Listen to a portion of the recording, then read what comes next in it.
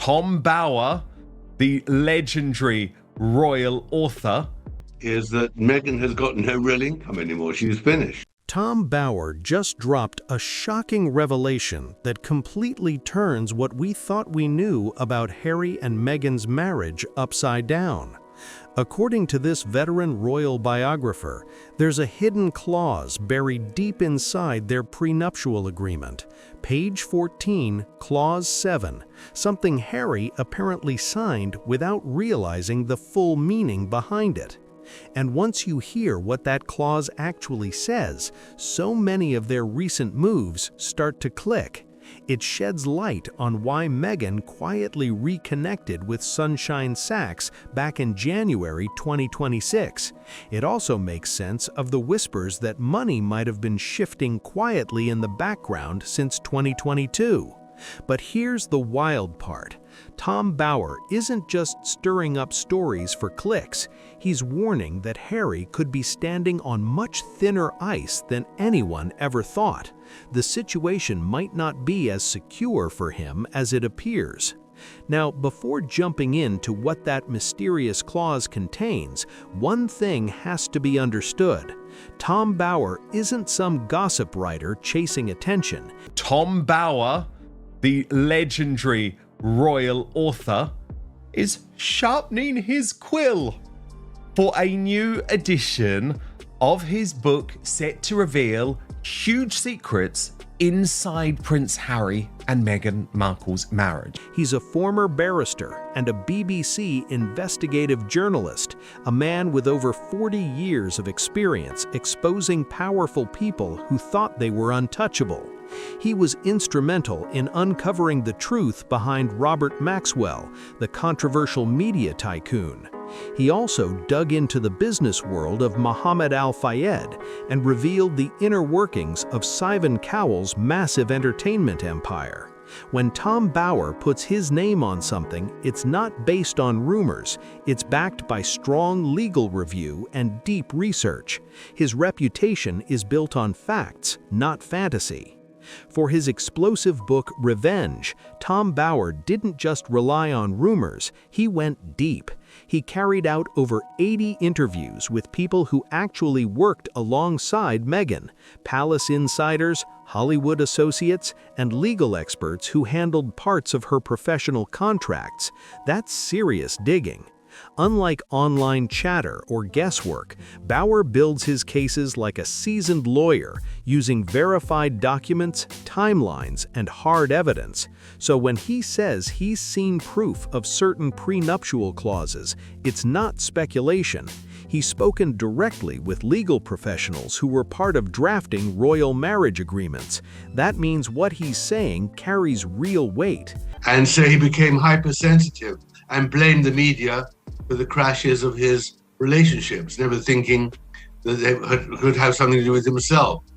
So he's a very complicated, depressed, unintelligent man who is seeking a role and has got really nobody on whom he could rely, which is in the end where Meghan stepped in. I mean, a needy man met a woman who could help him with his needs. He even explored how the traditional rules of the British royal family clash with California's legal system, and that's where things start to get really messy. What Bower uncovered on page 14 of that document could explain why Sunshine Sachs, a major firm known for managing delicate public image situations, suddenly came back into the picture in 2026. Here's where it gets interesting. Most prenups are pretty straightforward. They outline what each person brings into the marriage, how assets are divided if things go south, and sometimes include terms for financial support or timing clauses for protection. But royal prenups, they're on a whole different level. These agreements aren't just about money. They're built to protect the crown's legacy and properties held in trust for future heirs. They even include rules about using titles after separation and how public appearances should be handled. For instance, Charles and Diana's arrangement had detailed sections explaining what would happen with her title after their split. These documents aren't just regular legal forms, they're precision tools crafted to shape public image, protect financial interests, and secure long-term control over assets. Every word is deliberate. Well, Meghan herself. And Meghan herself. In the months before she met Harry, was setting up paparazzi pictures in London. She now acts as if the paparazzi are literally the devil incarnate. She begged the paparazzi to photograph her, and they wouldn't. And when they did, she says, "Oh, I don't want to, I'm hurt." And that ridiculous story about how they first met, the whole thing was a tissue of inaccuracies, to be polite. Well, because what do you make of that? Because as you know, Harry was always very insistent. Every line designed to lock in outcomes. But Harry and Meghan's situation came with one massive twist: California law. According to California's community property system, anything earned during the marriage can be seen as jointly owned, from streaming deals and brand partnerships to media contracts and even certain funds that came in after their wedding date. That changes everything. Now here's where it gets really intriguing. According to Tom Bower's sources, the prenup includes a carefully worded clause meant to handle this exact legal clash, but it doesn't just say split things evenly. Bower claims it contains highly specific language about intellectual property rights. That's where the power balance comes into play. This clause reportedly covers control over their brand, including how stories tied to the Sussex name are used, who owns creative projects, and even the rights related to Harry's book, Spare. Once you start connecting the dots, those recent business moves and rebranding choices stop looking random and start looking strategic, almost like a long-term plan unfolding right before our eyes. So many surprises, by the way, tucked away in your book. Everybody is already buzzing because you reveal that Simon is not a fan of Jennifer Lopez. I was not aware of this. You say he can't stand her. So set the record straight for us, Tom. What's his beef with J-Lo? Well, he just found her just too vain and too self-interested, which seems like he met his own match. But in the end, Simon doesn't really like many celebrities. I noticed when I went with him to the Oprah Winfrey Show and many other places around Hollywood and elsewhere, he's a rather shy guy. He's always afraid of being associated with people who are bigger than him or who might put him in the shade. But in the end, he's pretty critical of people. He doesn't like Elton John. He doesn't like many of the people who are really famous in the music business. You know, he's critical. Bower explains that this particular clause seems to lean strongly in Meghan's favor. Why? Because she's officially listed as the business manager for all their joint ventures. She's the one who structured and closed many of the deals. And under California law, combined with the unique wording in their agreement, that could mean she holds the primary claim over the revenue streams they've built together. Here's where Tom Bower says things take a shocking turn, the most dramatic twist of all. According to him, the clause at the center of this whole situation wasn't even part of the original 2018 prenuptial agreement. Sources claim it was added later through something called a prenuptial amendment, and Harry reportedly signed it without looking too closely, putting full trust in Meghan at the time. That's a serious move. Now, updating a prenup isn't unusual. It actually happens more often than most people think. Couples revise these documents after big life changes, like buying new property, launching joint ventures, or expanding their families. It's a way to make sure the agreement reflects their current situation. But in Harry and Meghan's case, the timing makes this amendment stand out in a big way. A man who she abandoned for months to the media, and now presents her mother, Doria, speaking for the first time, telling outright lies about her ex-husband. I mean, this was a calculated attempt against the family. Tom Bower's investigation suggests the amendment was added in 2020, right around the time they stepped out of royal duties, moved to California, and started signing huge entertainment contracts. On the surface, that sounds like routine financial planning, but according to Bower, this update went far beyond that. It didn't just tweak numbers, it shifted control. Bauer reportedly spoke with legal professionals who were involved in Meghan's first marriage and divorce from Trevor Engelson. They described her as incredibly sharp when it comes to negotiations, someone who studies every single line and questions every detail before signing. She wasn't working with just one attorney either. She had a full legal team reviewing her agreements to make sure everything worked in her favor. That first marriage, according to Bauer, taught Meghan one major lesson: always protect your financial independence and business potential. When that relationship ended, she reportedly left without complications because she had managed her finances wisely during the marriage. Their foundation and business ventures were launched right around the same time, and according to Tom Bauer, that's exactly when the prenuptial amendment was reportedly signed. This timing wasn't random. It landed right in the middle of their business formation period, when major financial and branding structures were being set up. Has the fairy tale Prince Harry and Meghan Markle embarked on in 2016 become an absolute nightmare for them?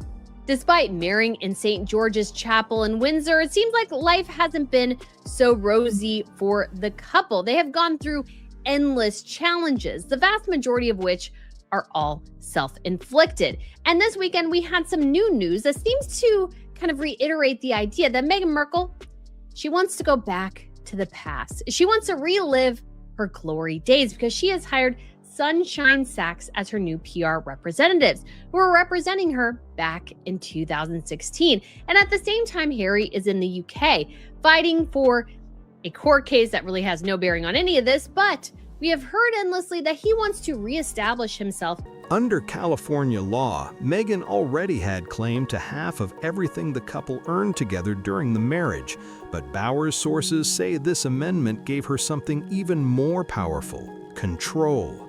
On several of their business filings, Meghan's name reportedly appears first, including on their foundation documents linked to Archwell. But what really stands out is the clause she allegedly negotiated, one that would give her majority ownership of their shared brand if they ever went separate ways. That's a serious position of leverage. Bauer also spoke with members of Meghan's former legal team from her first marriage, and what they shared about her negotiation tactics paints a clear picture. They said her approach has been consistent since 2013, back when she divorced Trevor Engelson. From day one, Meghan made her priorities clear. She wanted an exit plan that would keep her financially independent and in control of her career. She aimed for clean, professional separation, no tangled assets, no drawn-out disputes, just a smooth break that safeguarded her future and reputation. And here's another interesting detail. Tom Bauer uncovered that Meghan first connected with Sunshine Sachs, a well-known PR firm, back in 2017, right when her relationship with Harry was starting to attract global attention. Sunshine Sachs has always specialized in managing high-profile situations, the kind that can make or break a public image. Their expertise lies in crisis management and brand protection, especially when major life changes hit the headlines. And now, looking back, it's becoming clearer why Meghan decided to bring them back into the picture years later. This powerhouse PR firm earned its reputation by guiding A-list clients through intense public scrutiny, particularly during breakups and high-stakes transitions. They famously handled Katie Holmes during her separation from Tom Cruise, and they've represented several other celebrities navigating complicated public splits. Back in 2020, not long after Meghan and Harry initially cut ties with Sunshine Sachs, the official explanation was simple: budget cuts. But according to Tom Bauer, his sources inside the firm suggest there was more going on behind the scenes. Apparently Prince Harry is already talking to divorce lawyers? So this is kind of interesting. This is the woman that the papers are citing for this reporting is a longtime royal insider, a socialite. She's been right. I've been following her because she's great TV. She's been right about a lot. And she's claiming she's heard from several sources now that He's hired a lawyer, and it happens to be somebody who's a great divorce lawyer and specializes in divorce. They weren't dropped for financial reasons. It was reportedly because Meghan wanted to take total control over how their public story was told, shifting all media strategy under Archwell's in-house communications team. That was a major power move. Fast forward to January 2026, Meghan quietly rehires Sunshine Sachs. Why now? Bauer says the timing speaks volumes. In the world of strategic PR, bringing in a specialist team about 3 to 6 months before a major announcement is a classic move. It's the phase when narratives get shaped, stories are positioned, and public perception begins to tilt in your favor. Every headline starts being crafted with purpose. But Bauer points out that the real signs of change aren't just in the PR strategy. They're visible in Meghan's financial actions going all the way back to 2022. Around that time, she launched American Riviera Orchard, a lifestyle brand built as a completely separate business, registered solely under her name. According to Bauer, none of the trademarks for the company include Harry's name, which says a lot about how the business is structured. She's also been seen attending meetings alone in Los Angeles, building partnerships and business connections independently. Bauer notes this mirrors the same approach she used before her previous marriage ended, building her own professional foundation, creating solo income streams, and ensuring she had full control over her own future. Tom Bauer makes it clear that the prenuptial agreement is only part of the story. The real clues are in Meghan's financial moves since 2022. That's where the bigger picture starts to unfold. Well, you know, Piers, you're the first person to say how limited Prince Harry is, unfortunately, and how his wife trades off her husband's fame and fortune, or not so great fortune now. I mean, this is the problem, but we're still interested because, after all, he's a great character in our modern day. Take the massive Netflix deal, for instance, widely reported as being worth $100 million. Sounds huge, right? But entertainment insiders explained to Bauer that this wasn't a single lump sum payment at all. That $100 million figure was actually the maximum potential payout. The full amount would only be earned if every single contracted project was completed and released. In reality, only part of the deal went through. They delivered the documentary series and Meghan's cooking show, but the animated Pearl project was canceled, and several other ideas never made it past development. According to Bauer's sources, the total payout ended up being closer to $40 million before Netflix scaled the deal back to a more modest first-look arrangement. Now here's where things start to get even more fascinating. Around 2022, as some of those projects were falling apart, Meghan began filing trademarks for her independent lifestyle brand, American Riviera Orchard. She also hired lawyers to establish separate business entities, legally distinct from Archwell, a move that signaled she was setting up her own financial foundation. And that much talked about $38 million in reported debt, Bauer says it's not reckless spending, it's strategic financial restructuring. He claims it's all part of a carefully planned setup. Their Montecito property, for example, is said to be titled in a way that keeps it protected under California's homestead laws, meaning it's shielded from certain financial risks. On top of that, Bauer says some investments were moved into different accounts, possibly as a safeguard. He even spoke with financial advisors who regularly assist high-net-worth clients preparing for potential separations, and they pointed out that these kinds of moves are standard preparation for long-term financial protection. At that moment last year, she was about to promote her Netflix series and didn't want to firstly be seen with Harry, and secondly didn't want to go somewhere where she'd appear cheap and give it gratis. And this year, she is desperate to be seen. Yeah. And that's why she turned up. So I think she has a major problem, financially and professionally. And I think that Harry has a problem because he's lost his charity centre Bailey in Africa. He better up, and all these commercial deals are declining. I think that his reputation is somewhat toxic, and I think Invictus is his only lifeline, and there'll be problems with that too. I mean, we've seen people leaving Invictus recently. Important, I think that's you mentioned the Disney special. Does the Disney special at all? According to the experts Tom Bower spoke with, every financial move Meghan has made since 2022 fits perfectly into what professionals call a textbook asset protection strategy. Nothing about it looks accidental. It's structured, deliberate, and built for long-term security. The trademark for American Riviera Orchard filed solely under Meghan's name, not jointly with Harry. Her podcast agreement with Lemon Media, it lists her as the only proprietor. Even The Bench, the children's book she published, was entirely her own project, with no formal financial ties to Harry whatsoever. Each business move points towards a shift in focus, from shared ventures to complete individual ownership.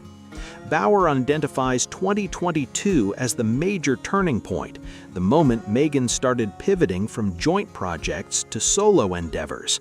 That's also around when her public appearances with Harry noticeably decreased, unless they were required together for contractual obligations.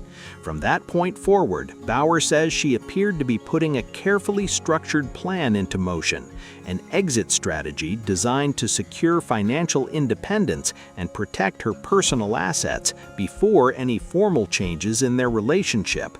By the time 2023 rolled around, all those behind-the-scenes moves started paying off. Bower's sources claim Meghan's independent ventures were fully functional, with signed contracts, active trademarks, and all legal ownership filed under her name. She had quietly built a safety net strong enough to ensure stability no matter what happened next. And it dovetails on other reports that he is spending a lot of his time in 2 hotels, one of which is in Montecito, another of which is not too far away, as an escape from her. It's entirely plausible. All they've done for 5 years is complain and moan and see themselves as downtrodden victims. That doesn't tend to spur a lot of feelings of love and happiness and close bonding. I mean, I guess in the crisis mode it might. And here's what really stands out. Bower calls her approach textbook-level precision. Every step she reportedly took mirrored the same blueprint she used after her first marriage: separate income streams, solo business filings, and a tightly controlled public image that kept her narrative in her own hands. Meghan kept showing up alongside Harry when it was necessary for appearances, but behind closed doors, she was quietly strengthening her financial independence step by step. Meanwhile, Archewell kept running, but those who've seen the internal setup say the management and creative control had clearly shifted. Meghan's name reportedly appeared first on most official documents, which gave her the top level of decision-making power and authority over brand direction. Sources who spoke to Tom Bower claimed that even revenue from joint ventures was being managed in ways that positioned Meghan with primary control, while Harry seemed to hold more of a background role. It wasn't chaos, it was calculated structure, designed for long-term stability and influence. Then came the big twist. Bower revealed that Sussexes' return in January 2026 wasn't just about general PR work. He says it was a strategic move to prepare for the next phase, high-level image management. According to Bower, this kind of PR isn't just about publicity, it's about timing and precision. You bring in the experts before anything becomes public, ensuring that the narrative is already established and carefully managed. In situations like this, public perception can carry almost as much weight as the legal arrangements themselves. Well, I do think the Sussex overdrive is unbelievable. But I mean, I don't think that he is going to get back in. I mean, I think that there are 2 reasons. One is I think that William wouldn't allow it. And secondly, the moment he got back to America, he immediately promoted Disney and his trip to Disney World, which showed that he is very commercially minded, which we'll get into later on. which makes it impossible for him. And of course, Meghan wouldn't come back to Britain. Insiders told Bauer that Meghan has been quietly working with Sunshine Sachs to fine-tune her media messaging and prepare for any potential legal complexities that might arise. Reports suggest stories are being strategically placed in the press to strengthen her public image, build empathy, and reinforce credibility around her personal brand, while subtly positioning Harry in a less dominant role. Bauer stresses that these aren't random media leaks, they're deliberate, carefully timed moves designed to shape public opinion and keep control of the storyline. According to Tom Bauer, none of what's happening is random. These are carefully orchestrated narratives designed to align with Meghan's long-term strategy. Financially, every foundation she's laid since 2022 has created strong protection around her assets. Her solo ventures, personal trademarks, and independent contracts are all structured to stay under her control in the event of any major changes. Even her real estate holdings, including the Montecito home, have reportedly been titled in ways that take full advantage of California's homestead protection laws. Every move looks planned to safeguard stability. Bauer claims that every dollar, every investment was positioned in advance, nothing left to chance. But it isn't just about the money. There's also a psychological side to her plan. By maintaining a professional image and keeping joint public appearances limited, Meghan has subtly increased her personal leverage. Each solo interview, magazine feature, and public appearance reinforces one clear message: she stands strong and independent. Very aggressive PR for the Sussexes, got way beyond herself because she really doesn't understand the British royal family or Britain, but understands how to project her clients. And so I think she got it wrong by leaking it or even letting anyone know about it. Her image of self-sufficiency isn't just for show, it mirrors the legal and financial framework backing her up behind the scenes. Bauer also highlights another major advantage: intellectual property. According to his sources, the amendment to the couple's prenup grants Meghan ownership rights over content created through their joint ventures, including media projects, books, and branded productions. That gives her the authority to oversee how profits are distributed and how that content is used moving forward. So by the time Sunshine Sachs officially returned to her team, Meghan was already steps ahead.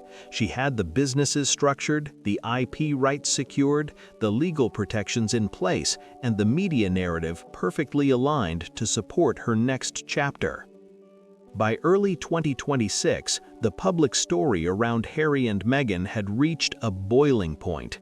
Every new report, interview, and leak seemed perfectly to fit into the pattern Tom Bauer had been describing for months. Insiders began whispering that Meghan's carefully structured independence wasn't just financial, it was also about control of the narrative itself. While Harry appeared increasingly distant from public projects, Meghan's solo ventures were thriving, with fresh investors and brand partnerships flooding in. Tom Bauer's sources claim that behind the scenes there were growing tensions over creative ownership and brand direction. Harry reportedly wanted to pivot towards humanitarian projects and charity work, while Meghan's team was pushing for more commercial and media-focused opportunities. But I do think that when you're mocked so publicly as they've been, their value begins to nosedive pretty quickly. And I don't think they're finding any more sources of income. This quiet tug-of-war, according to Bauer, revealed the very power imbalance that had been written into the couple's prenup amendment years earlier. And while nothing official has been filed or confirmed publicly, the moves happening in the background are impossible to ignore. Meghan's independent brand expansions, her exclusive media deals, and her continued collaboration with Sunshine Sachs all point towards someone preparing for complete autonomy, financially, professionally, and publicly. Meanwhile, Harry has been keeping a much lower profile, reportedly spending more time in the UK and leaning on close friends from his military days for support. Bauer says that even Meghan's public tone has changed. Her interviews are now focused on empowerment, entrepreneurship, and individuality. Each appearance subtly reinforces her image as a self-made figure in control of her destiny. Every line is intentional, Bauer notes.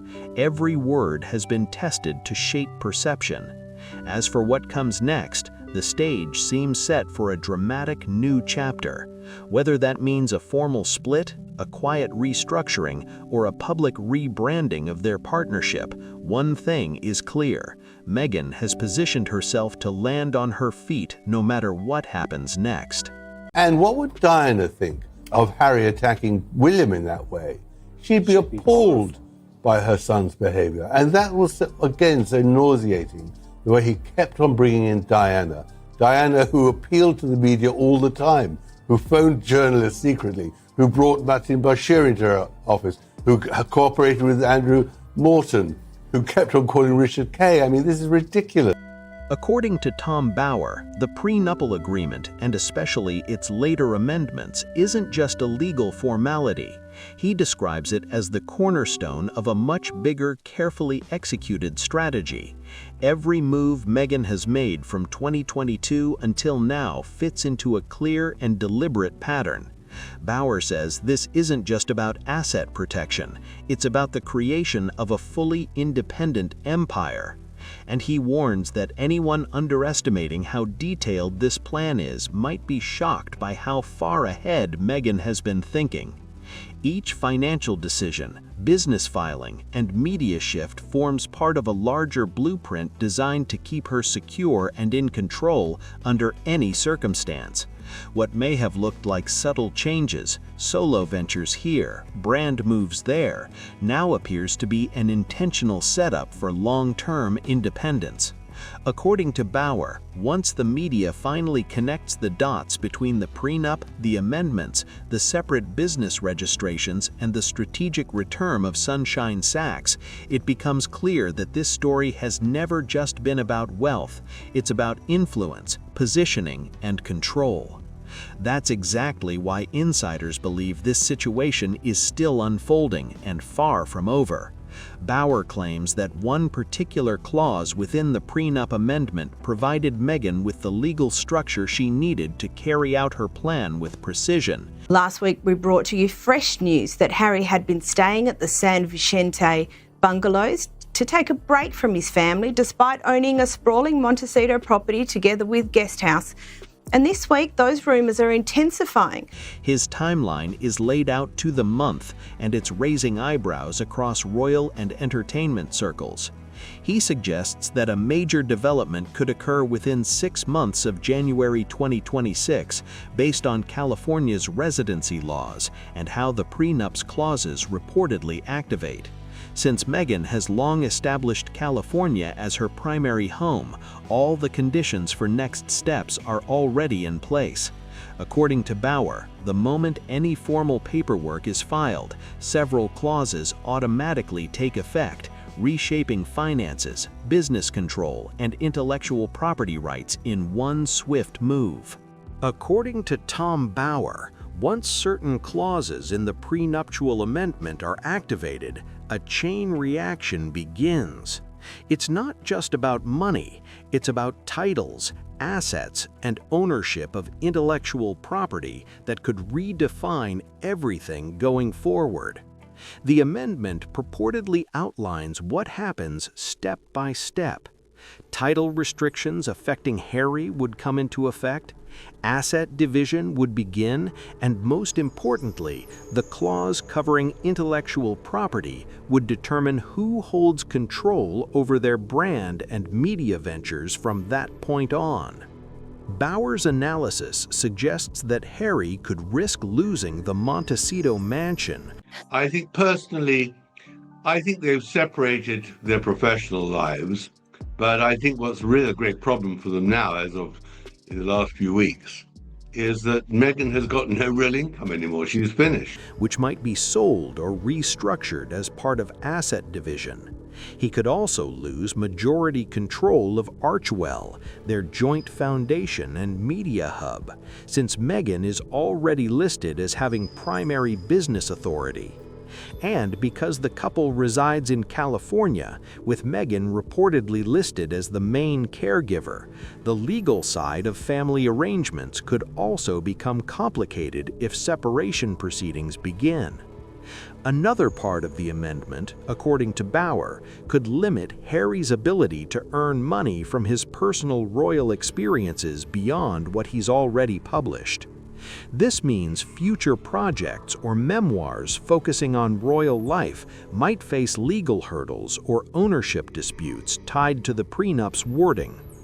When it comes to family considerations, Bauer points out that California courts generally prioritize stability and routine. If Meghan can demonstrate that she has been the primary parent while Harry's been frequently traveling or handling legal matters, the court could lean toward maintaining that consistency for the children's well-being. It's a situation where every legal detail matters. But here's where things get even more tense. Bauer claims Harry may already sense that something isn't right.